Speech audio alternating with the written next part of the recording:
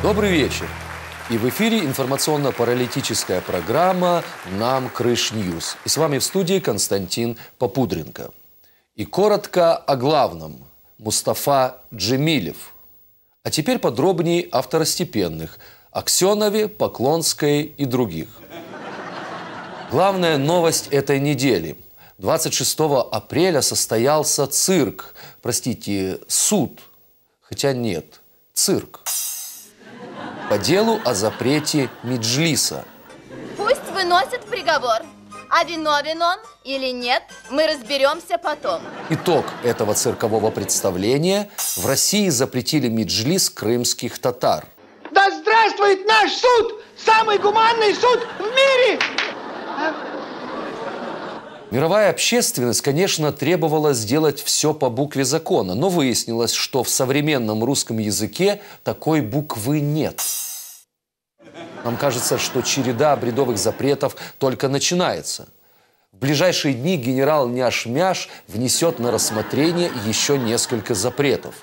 Запретит переходить дорогу на зеленый свет, так как это главный цвет ислама.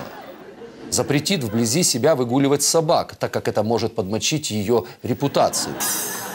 Запретит тараканам в своей голове меняться местами. Запретит фильм «Два капитана», так как там искали капитана Татаринова.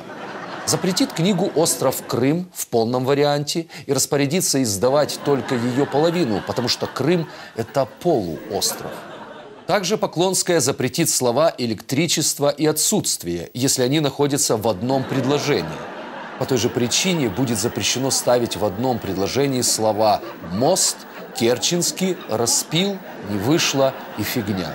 Аксенов попросит запретить жертвоприношение барана в Курбан-Байрам, потому что он каждый раз боится, что его перепутают. И, наконец, будет запрещена игра «Мафия». Нет, к татарам она не имеет никакого отношения. Она имеет отношение к новой крымской власти. Напоследок хочется заметить. Символично, что это решение было принято 26 апреля, в годовщину аварии на Чернобыльской АЭС. Ведь именно с этой трагедии и начался развал Советского Союза.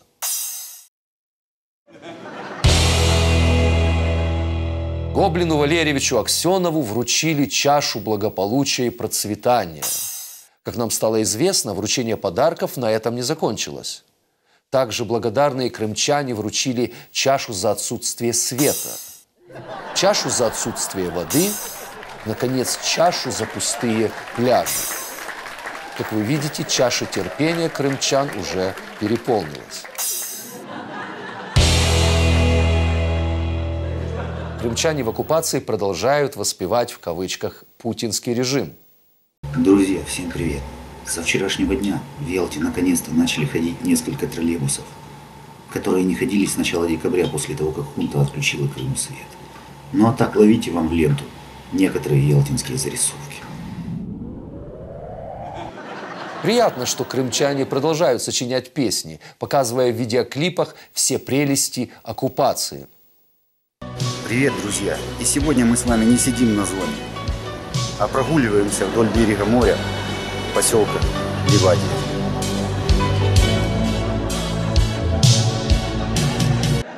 С первых кадров видно, что с приходом к власти в Крыму гопников и барыг полуостров уже превратился в полузону.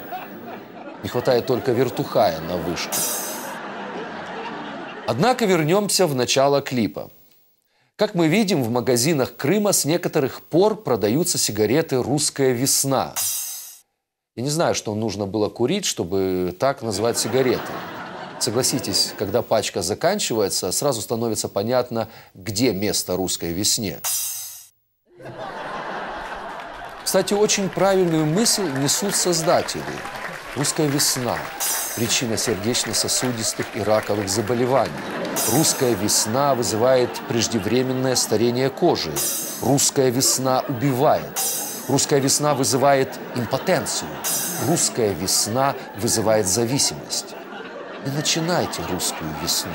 А может нас, хохлам, простить, в канале воду запустить, электричество Через неделю мы обязательно продолжим разбирать этот клип. Оккупационные власти Крыма пренебрегают коммунальными проблемами. В связи с этим Симферополь утопает в мусоре и отходах. Как видим, настроения жителей Симферополя таковы, что вскоре на свалке окажется тот мусор, который реально этого заслуживает. Как заявил главный хоббит России на встрече с главным гоблином Крыма, проблем в Крыму много, но есть понимание, как их решать. А от рабочих и крестьян, вы сказали, я записал дословно, появляются только дети Шариковых. Я сам из рабочей семьи, Владимир Львович. Я записал дословно. Хоббит Хоббитович в стиле полиграф Полиграфовича порекомендовал решение всех проблем Крыма. Да что тут предлагать? А то пишут, конгресс, немцы какие-то, голова пухнет. Взять все, да и поделить. Китайских пенсионеров предложили переселить в Крым. Мы выяснили, как на эту новость реагируют обычные китайцы.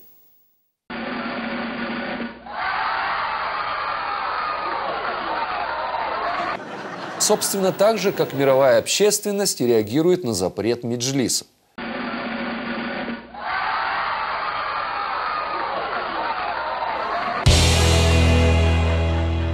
Неделю назад, 20 апреля, Гоблин Валерьевич отменил проведение первомайской демонстрации в связи с празднованием Пасхи. Днем позже Аксенов разрешил таки всем желающим отмечать 1 мая. Это говорит о последовательности решений великого крымского управленца. Сначала намечались торжества, потом аресты, потом решили совместить. Теперь совмещенная программа празднования Первомайской Пасхи выглядит так. По городам Крыма пройдут коммунисты с транспарантами «Мир, труд, ной». Землю крестьянам, кесарю кесарева. Пролетарии всех стран, аминь. На демонстрациях в принудительном порядке будут раздавать брошюры «Если жизнь после Путина». На всех площадях будут установлены шатры, где можно будет зарегистрироваться в партии свидетелей Чалова. Осветить бюст Поклонской, бюст Ленина и бюстик Поклонской. И, наконец, лайкнуть видео, как Аксенов ходит по воде.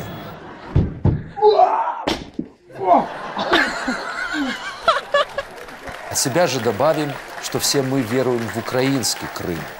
И знаем, что скоро закончится Великий пост владыки Владимира Всемосковского и что поставит крест на карьере гоблина Всеаксенова.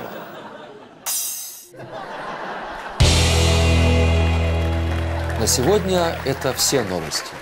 И напоследок народная мудрость. Заставь дурака полуостровом управлять, так он и Меджлис запретит. С вами была информационно-паралитическая программа «Нам Криш Ньюс». І пам'ятаємо, Крим – це Україна і крапка. Да пребудет с вами сила Меджлиса.